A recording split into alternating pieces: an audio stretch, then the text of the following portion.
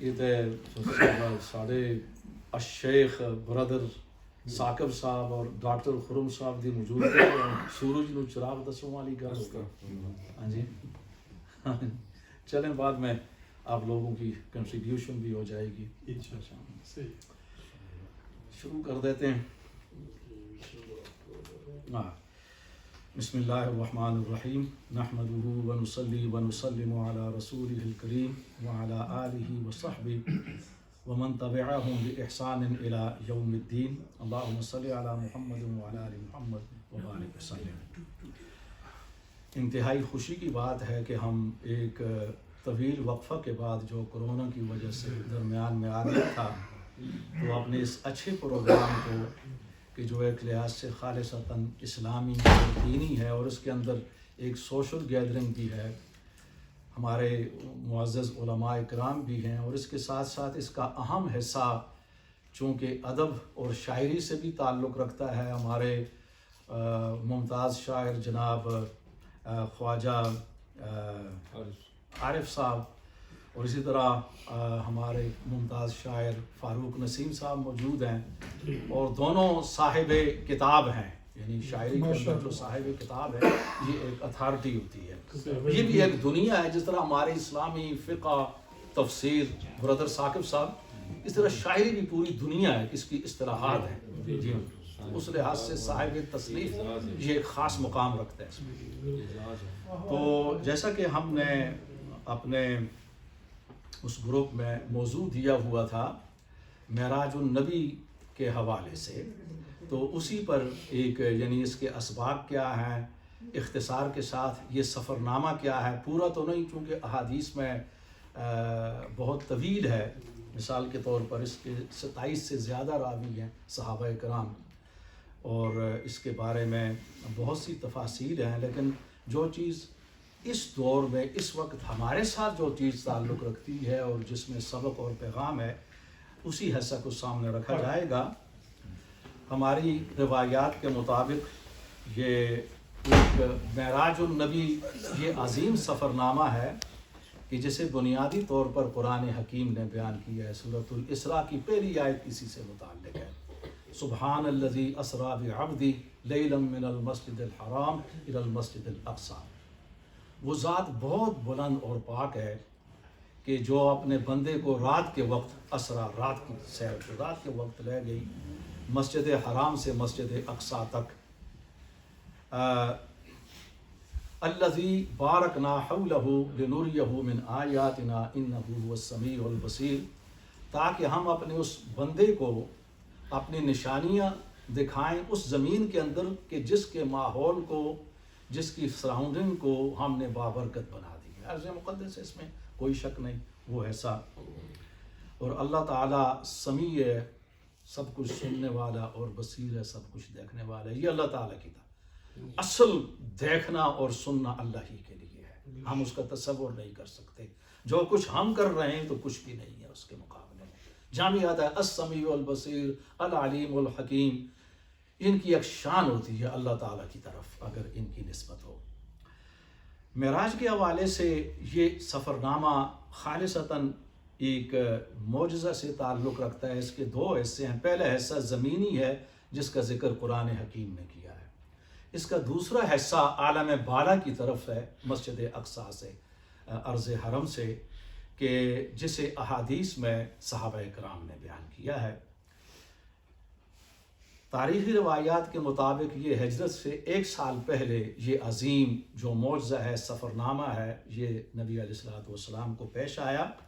اس کی تاریخ کے بارے میں ہماری احادیث کی روایات میں اختلافات ہیں، لیکن جو معروف تاریخ ہمارے سامنے ہے وہ 27 رجب ہے. ماہ ربیع الاول بھی اس کے اندر آتا ہے، اور ہمارے جو محدثین ہیں انہوں نے اس حوالے سے، چونکہ علماء کرام ہیں تو علمی باتیں اس کے اندر روایات کی بھی ہو جائیں، تو انہوں نے روایات کسی روایت کو ترجیح نہیں دی تاریخ کے حوالے سے، لیکن چونکہ قرآن کریم کے اندر ذکر ہے اور احادیث میں ذکر ہے تو اس لیے جو معروف روایت ہے 27 رجب کو، اسے ہم اپنے سامنے رکھتے ہیں.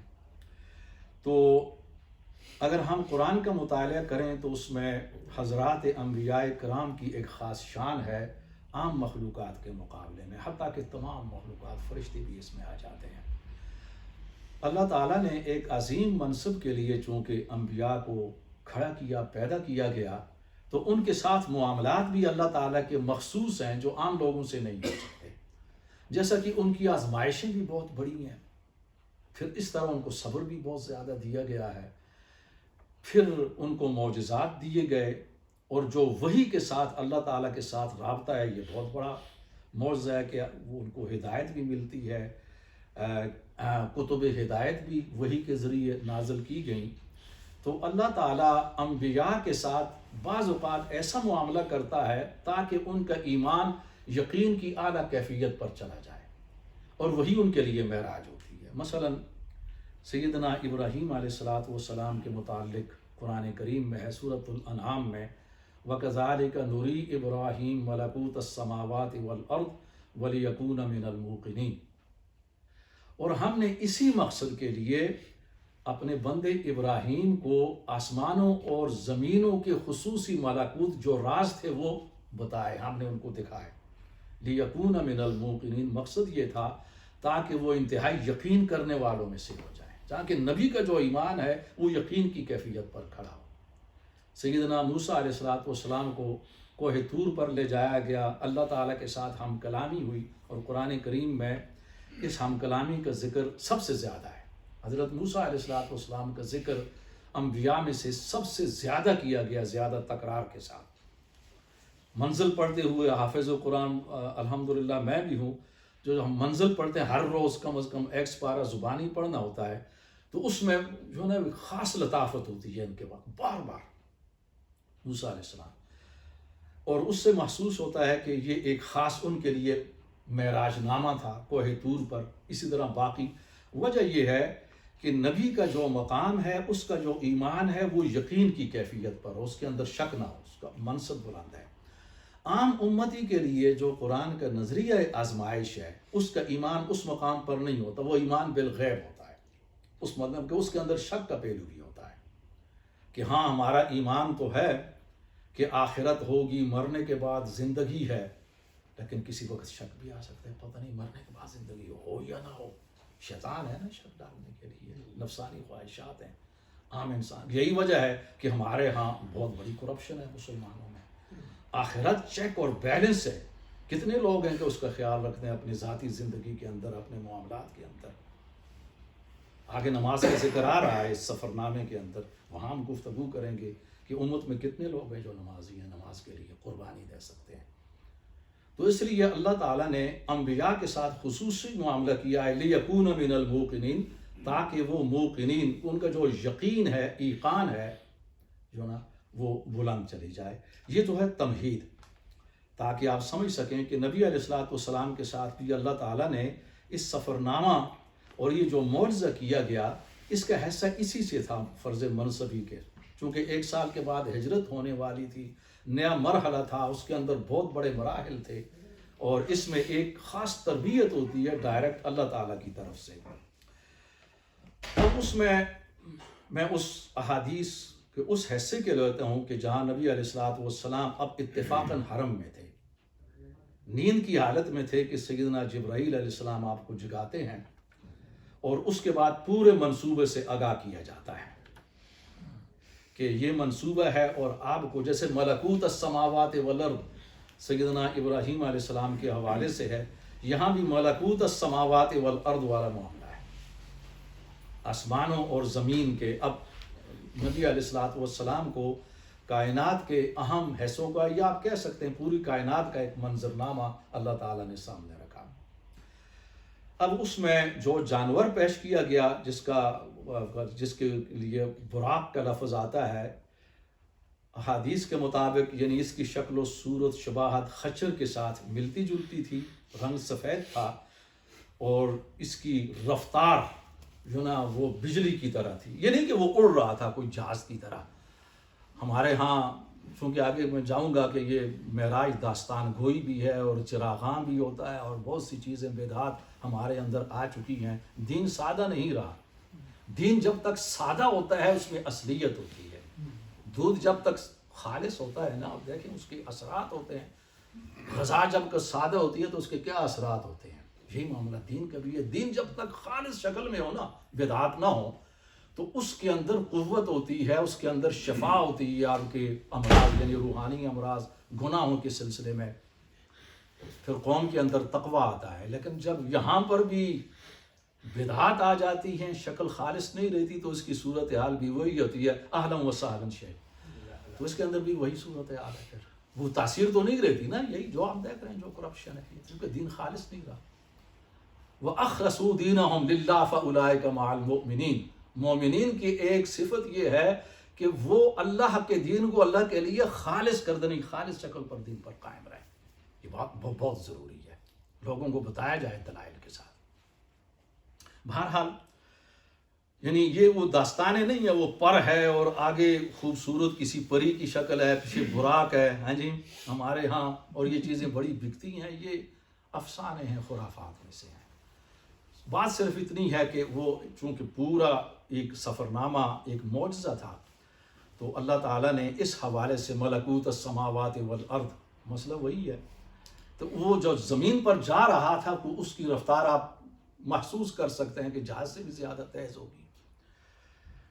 احادیث کے مطابق اس کا ایک پڑاؤ جو پہلا مدینہ پر ہوا، یعنی ایک اہمیت کے لیے، اور دوسرا کوہ طور پر، تو موسیٰ علیہ السلام سے ایک واسطہ ہے، اور نبی علیہ السلام وارث ہے تمام انبیاء کے، طور کے بھی وارث وہی ہیں.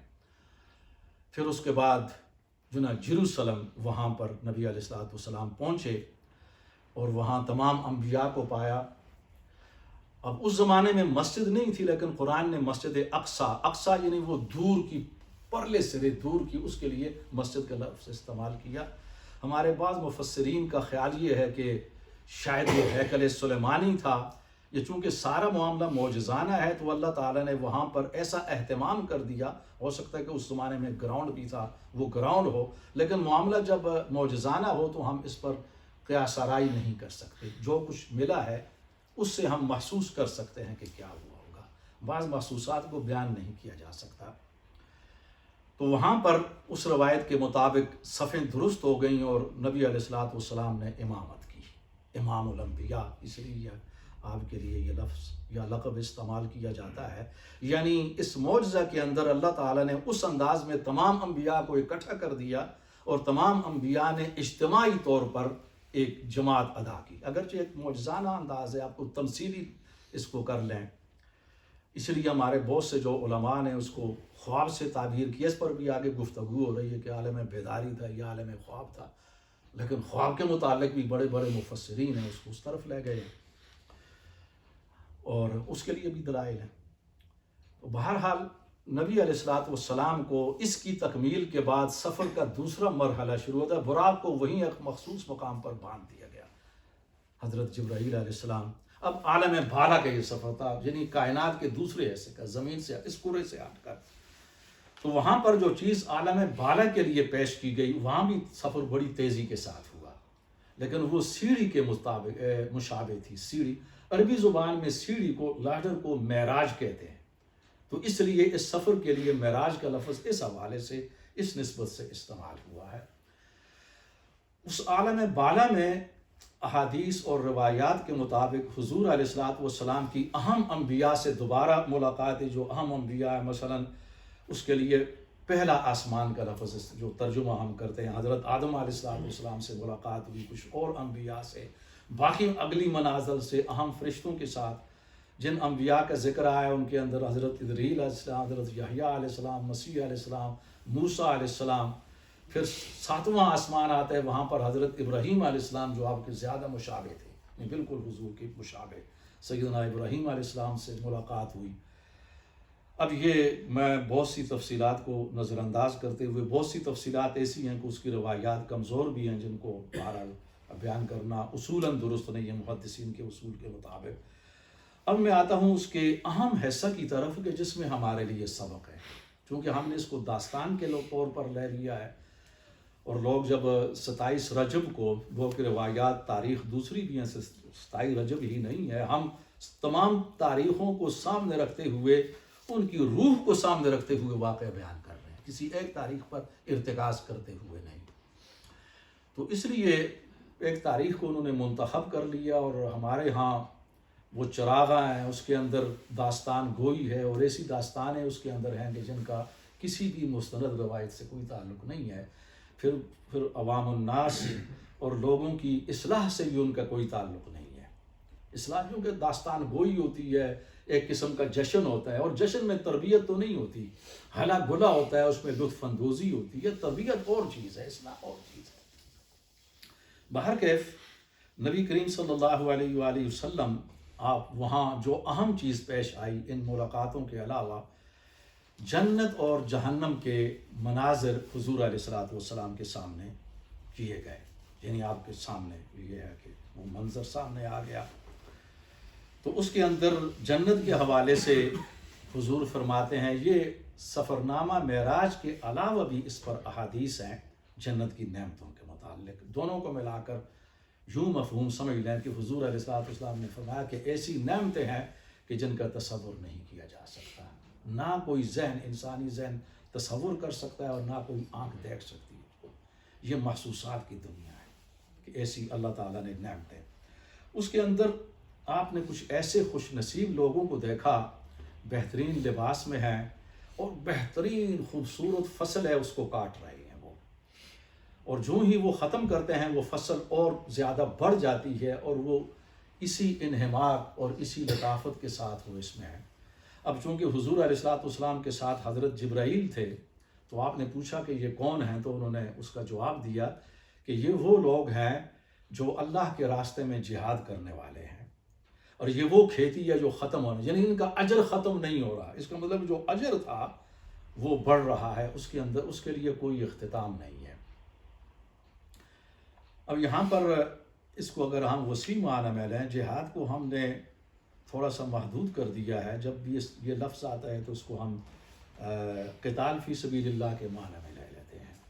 اس کے معنی میں تو یہ اس کی آخری یوں سمجھ لیں ترقی یافتہ شکل ہے، اعلیٰ معیاری شکل ہے، لیکن یہ ہے کہ اللہ کی رضا کے لیے اخلاص کے ساتھ جو بھی آدمی اپنے آپ کو وقف کر لیتا ہے کہ اللہ رزق کی رضا کے لیے، وہ رزق بھی کماتا ہے تو حلال طریقے کے ساتھ، معاملات بھی کرتا ہے تو ٹھیک ٹھاک، کسی کے ساتھ زیادتی نہ ہو، اس نیت کے ساتھ، اور وہ اللہ تعالیٰ کے لیے وقت نکالتا ہے۔ وہ حدیث وہ سامنے آ گئی، بڑی اہم حدیث ہے کہ نبی علیہ السلام نے فرمایا کہ تم میں سے جو آدمی یہ دیکھنا چاہے، معلوم کرنا چاہے کہ اللہ تعالیٰ کے ہاں اس کی اہمیت کیا ہے، کتنی ہے اللہ کی نگاہ میں، تو وہ یہ دیکھ لے کہ اس کی زندگی میں اللہ کی اہمیت کتنی ہے، اس کی اپنی زندگی میں وہ اللہ کے لیے کتنا ٹائم دے رہا ہے، وہ جتنا ٹائم دے رہا ہے اتنی اہمیت اللہ کے ہاں اس کی ہے۔ یہ معیار ہے، پیمانہ ہے عملی جو نبی علیہ السلام نے بتا دیا ہے۔ تو یہ ان لوگوں کا بلند مقام ہے کہ جو لوگ مسلسل اپنے آپ کو وقف کر لیتے ہیں اللہ کی رضا کے لیے۔ تو اسی طرح وہاں پر حضور علیہ السلام نے فرمایا کہ جن لوگوں کو جنت کی نعمتوں کے اندر میں نے دیکھا، وہ کون سے لوگ تھے؟ صاحب اخلاق، صاحب کردار، احسان کرنے والے، اور گناہ اور جرم کرنے کے بعد ان کی تلافی کرنے والے۔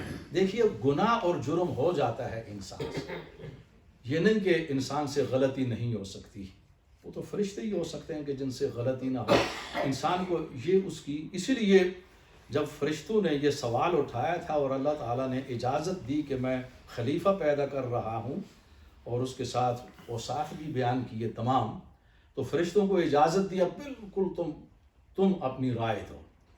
تو فرشتوں نے کہا کہ ایک ایسی مخلوق ہے اللہ آپ پیدا کرنے جا رہے ہیں کہ وہ آپس میں وہ یسفک الدماء، یہ تو قتل و غارت جو ان کو آزادی دی ہے، تو اس آزادی کا غلط استعمال بھی ہوا۔ وَنَحْنُ نُسَبِّحُ بِحَمْدِكَ وَنُقَدِّسُ لَكَ، ہم تسبیح اور تحلیل اور حمد و ثنا بیان کرنا کافی ہیں، کیونکہ آپ نے اجازت دی ہے تو ہم نے عرض کر دی۔ تو اللہ نے فرمایا کہ انی اعلم ما لا تعلمون، یہ نہیں فرمایا اللہ تعالیٰ کہ نہیں میں ایسا معاملہ کروں گا کہ یہ جدال اور قتل و غارت نہیں کریں گے، یہ نہیں، قرآن میں نہیں ہے، نفی اللہ نے نہیں کی، یہ ہے، لیکن اس کے ساتھ جو عظمت تھی، ارادہ کے ساتھ جو گناہ کرنے کے بعد اس کی تلافی ہے نا، یہ بہت بڑی، اس کو توبہ کہا جاتا ہے۔ توبہ بہت، توابین اور توابون قرآن میں بہت سی آیتیں، چونکہ ہمارا موضوع نہیں ہے، صرف ذکر پر اکتفا کر رہا ہوں۔ تو جنت کے اندر یہ ہے، یہ معیار ہے کہ جو لوگ یہاں پر ہیں، اور بھی تفصیلات ہیں لیکن چونکہ وقت نہیں ہے، اب میں جہنم کی طرف بڑھتا ہوں۔ اس کی طرف بھی بڑی توجہ کی ضرورت ہے، اس لیے کہ ہماری اجتماعی صورتحال امت کی بہت بدلی ہے اخلاقی طور پر۔ مثلا ایک منظر حضور علیہ الصلوۃ والسلام کے سامنے پیش کیا گیا کہ جس میں لوگ، ایک گروپ ہے کہ وہ اپنے ہونٹوں اور اپنی زبان کو کاٹ رہے ہیں۔ جب وہ ہونٹ اور زبان دونوں کٹ جاتے ہیں تو وہ دوبارہ جڑ جاتے ہیں اپنی اصلی حالت پر، پھر کاٹتے ہیں، اور یہ دل خراش منظر جاری رہتا ہے۔ نبی علیہ الصلوۃ والسلام کو دکھ ہوا، آپ نے سوال کیا تو بتایا گیا کہ یہ وہ لوگ ہیں جو غیر ذمہ دار مقرر ہیں، خطیب ہیں، اور جو غیر ذمہ دارانہ باتیں کرتے ہیں، فتنہ پیدا ہوتا ہے لوگوں میں۔ یہ بات بہت اہم ہے ہمارے ہاں۔ یہ بہت آج اس میڈیا کے اندر بڑی دنیا ننگی ہو چکی ہے، اور میرے جیسے آدمی سے آپ یہ سن کر حیران ہوں گے کہ میں ماں سوائے یوٹیوب کسی وقت بھی استعمال کرتا ہوں، اس کے علاوہ جتنا بھی سوشل میڈیا ہے، ٹویٹر ہے، وہ فیس بک ہے، اس کے علاوہ دوسرے اور ایپس ہیں، نہیں طویل عرصہ ہو گیا نہیں، اتنا جھوٹ، طبیعت خراب ہو جاتی ہے اس میں، اور اتنا اس میں بڑے بڑے علماء ایک دوسرے، بعض اوقات ایک ہی مکتب فکر کے، ایک ہی مکتب فکر علماء، ان کے مناظرے ہیں اور ان کے لیے آپس میں ہیں، اور یہی صورتحال سیاسی لیڈروں کی بھی ہے۔ جیسے ہم اپنے اصطلاح میں امامت کبریٰ، چونکہ اصل قیادت تو وہ ہوتی ہے، اسلام کے اندر تو قیادت تقسیم ہو گئی نا، یہ تو شروع میں نہیں تھی، جو آدمی خلیفہ ہے، جو رولر ہے، وہ خطیب بھی ہے، اصل تو مسئلہ یہ تھا۔ اب وہ ان کا مقام تو اور زیادہ ہے۔ کسی وقت میں نے تھوڑا سا لائٹ موڈ میں یہ کہا تھا کہ اگر ایک امام مسجد یا خطیب کے لیے یہ ضروری ہے کہ اگر شراب کی بوتلیں وہاں پر ہو تو وہ 10 گز یا 20 گز کے فاصلہ پر وہاں سے گزرے، مثال دے رہا تھا، تو جو ہمارے سیاسی لیڈر ہیں، حکمران ہیں، وہ 1 میل کے فاصلہ پر گزریں، کیونکہ ان کا مقام اور زیادہ اہم ہے اس لحاظ سے، کیونکہ ان کے پاس طاقت ہے، گائیڈ وہی کر سکتے ہیں۔ تو اب تو تقسیم ہو گئی ہے نا، مسجدیں الگ اور وہ حکومتیں الگ ہو گئیں، اور اس کے جو مسائل ہیں وہ آپ کے سامنے ہیں۔ اچھا، اس کے بعد ایک وہ گروہ تھا کہ جو خود اپنا گوشت نوچ کر وہ کھا رہا تھا، وہ اس کے ناخن تانبے کے یا لوہے کے، آپ سمجھ لیں، یہ بھی دل خراش منظر تھا۔ اس میں کیا ہے کہ یہ وہ لوگ ہیں جو غیبت کرنا، لعن طعن کرنا، دوسروں پر الزام لگانا بغیر تحقیق کے، یہ وہی بات آ گئی جو ہمارے سوشل میڈیا میں بہت زیادہ ہے۔ یہاں زبان کی حفاظت ہے۔ حضرت معاذ بن جبل رضی اللہ تعالیٰ عنہ سے یہ حدیث ہے کہ میری درخواست پر، حدیث طویل ہے، میں یعنی اس کو مختصر کرتا ہوں، کہ میری درخواست پر نبی علیہ الصلوۃ والسلام نے اسلام کی اہم باتیں مجھے بتائیں کامیابی کے لیے۔ آغاز توحید سے کیا، چونکہ توحید جان ہے، جی توحید نہیں تو کچھ بھی نہیں، ہاں جی، اللہ کے ساتھ یہ معاملہ ہے۔ توحید کی اہمیت بیان کی، نماز، روزہ، حج، زکوٰۃ، حسن اخلاق، جہاد، ان کا ذکر کیا۔ آخر میں فرمایا الا اخبرک بملاک ذلک کلہ، کیا میں تجھے اے معاذ نہ بتا دوں اس چیز کو جو ان تمام جتنی جو میں نے چیزیں بیان کر دی ہیں وہ ان کی جان ہے، وہ ایک قسم کی کنجی ہے، ایسنس ہے ان کا، ان کو حاصل کرنا ہے، ان سب کو اگر حاصل کرنا ہے تو اصل بنیاد یہ ہے۔ تو میں بڑا خوش ہوا اور میں توقع کر رہا تھا، چونکہ توحید بیان ہوئی، جہاد ہے، نمازیں ہیں، اور جو چیز بیان کر رہے ہیں وہ غالباً کوئی عرش کی ہوگی، اللہ تعالیٰ کی خاص ذات ہی سے تعلق رکھتی ہے، تو کہتا میں اونچی توقع کی میں نے۔ لیکن حضور علیہ الصلوۃ والسلام نے جو جواب دیا وہ کیا تھا؟ یوں اپنی زبان نکالی، یوں پکڑا کہ اس کو کنٹرول کرو، یہ ہے اصل میں۔ تو وہ عرض کرنے لگے یا رسول اللہ میں تو کچھ اور بڑی توقع کر رہا تھا۔ حضور نے فرمایا نہیں، جہنم کے اندر جو میں نے دیکھا، جو لوگ جہنم میں جل رہے ہیں، عذاب چکھ رہی ہیں، ان کی جو اکثریت ہے وہ حصائد السنتہم، اپنی جو زبان کی کمائی ہے نا، جو زبان کی کمائی، اس کی وجہ سے جہنم میں گئے، یہ اکثریت۔ اور یہ بہت اہم بات ہے۔ دیکھیے معراج کے اندر یہ ہے سبق، یعنی جب معراج کا ذکر ہو تو ان باتوں کو لوگوں کو بیان کیا جائے، ان کی اصلاح ہو۔ اسی طرح مثلا ایک گروہ تھا، اس میں لوگ ہیں، مرد اور عورتیں ہیں، ان کے ایک طرف بہترین کھانا گوشت ہے، خوبصورت ہے، بہترین خوشبو آ رہی ہے، ہاں جی، منہ سے رال ٹپکنے لگتی ہے ایسی خوشبو، اور دوسری طرف متعفن کھانا ہے جس سے بدبو آ رہی ہے، باسی ہے، متعفن ہے۔ اب وہ بہترین کھانے کو چھوڑ کر اس باسی اور متعفن اور غلط کھانے کو کھا رہی ہے۔ تو حضور علیہ السلام سوال کیا یہ کیا ماجرا ہے؟ تو جواب دیا گیا کہ یہ وہ لوگ ہیں کہ جنہیں اللہ تعالیٰ نے انہیں حلال کی اپنے نکاح کی عورتیں دی تھیں، اور عورتوں کا بھی معاملہ ہے، لیکن انہوں نے حلال اور جائز کو ترک کر کے ناجائز تعلقات کام کیے اور غلط کاری کا بدکاری کا ارتکاب کرتے رہے۔ ان کے لیے بہت یہ بھی آج کل کا یہ جو معاملہ ہے اس وقت ہمارے لیے بہت ہی اہم ہے۔ خود ہمارے ہاں میں آپ کو بات بتانا چاہتا ہوں، یہ ماحول تو آزاد ہے، اور آزادی کے اندر آپ دیکھیں کہ جو لوگ اللہ تعالیٰ سے کٹ جاتے ہیں، سورہ محمد کے اندر ہے کہ الذین یأکلون ویتمتعون والذین کفروا یتمتعون ویأکلون کما تأکل الانعام والنار مثوی لہم۔ جو اللہ تعالیٰ سے کٹ گئے، کفر کی طرف چلے گئے، کفر کا ارتکاب کیا، پھر ان کی زندگی کیا ہوتی ہے؟ اس کا ایک نقشہ ہے کہ وہ کھاتے اور پیتے ہیں اور زندگی گزارتے ہیں۔ ان کی متاع زندگی وہ کیا ہے کہ وہ جانوروں کے مقام پر چلے جاتے ہیں، پھر انسانیت کا مقام نہیں رہتا وہاں۔ آج اگر آپ دیکھیں جو تہذیب قیادت کر رہی ہے وہ کس مقام پر ہے؟ LGBT کے معاملات آزادی کے اندر آپ دیکھ رہے ہیں، اور اس کا ہمارے یہاں مسلمان نوجوانوں پر اثر ہے۔ یہ تو ہمارے یہ کہ مسلم گے کلبز بھی یہاں پر قائم ہو گئے ہیں، اور لوگوں کا یعنی مسلم سوسائٹی بھی اس سے متاثر ہو رہی ہے۔ خود ہمارے ملکوں کے عربوں کے بھی، اور ہمارے جو ڈرامے ہیں، خواہ وہ اردو کے اندر ہو، خیر وہ اردو زبان کے ساتھ بڑی زیادتی ہے، زبان بھی مٹتی جا رہی ہے، اور عربوں کے اندر بھی ہیں، اسی آزادی کی طرف ہے، اور اس کے اوپر کوئی چیک اور بیلنس نہیں ہے۔ ہماری جتنی بھی خیر سیاسی جماعتیں، جو ہمارے سیاسی لیڈر ہیں، جو بھی جماعتیں ہیں، وہ تو جو کچھ بھی ہیں وہ ہے ہی ہیں۔ ہماری مذہبی جماعتیں بھی کوئی نوٹس نہیں لیتی، گویا کہ وہ جو کچھ پھیلا رہے ہیں، جو کچھ کر رہے ہیں اس وقت الامان والحفیظ، یعنی اسی طرف لوگوں کو بالکل ننگا کیا جا رہا ہے، اور یعنی اور فحاشی کی طرف وہ آزاد پیدا کیے گئے، کوئی قدغن ان پر نہ ہو۔ اور مذہب کا جو تصور غالب ہے وہ یہ کہ مذہب پرائیویٹ چیز ہے، آپ اللہ کو خوش کرنا چاہتے ہیں، ٹھیک ہے جو کچھ ہیں، لیکن عملاً آپ آزاد ہیں۔ خدا کو مان لیں، کسی وقت نماز پڑھ لیں۔ اب اسی نماز کی بات ہے کہ وہ ایسا گروہ نبی علیہ السلام کو دکھایا گیا کہ جن کے سروں کو کچلا جا رہا تھا۔ سوال کیا گیا کہ کیا ماجرا ہے؟ جواب ملا کہ یہ وہ لوگ ہیں جو اپنی عیاشی کی وجہ سے یا اپنی غفلت کی وجہ سے نماز کو ترک کر دیا، نماز نہیں پڑھتے تھے۔ امت کا کتنا ایسا ہے جو نماز پڑھنے والا ہے؟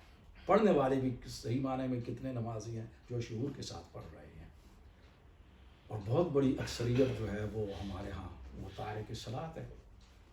اب دیکھیں اس کا انجام یہ ہے، لوگوں کی جو نا اصلاح کے لیے یہ چیز۔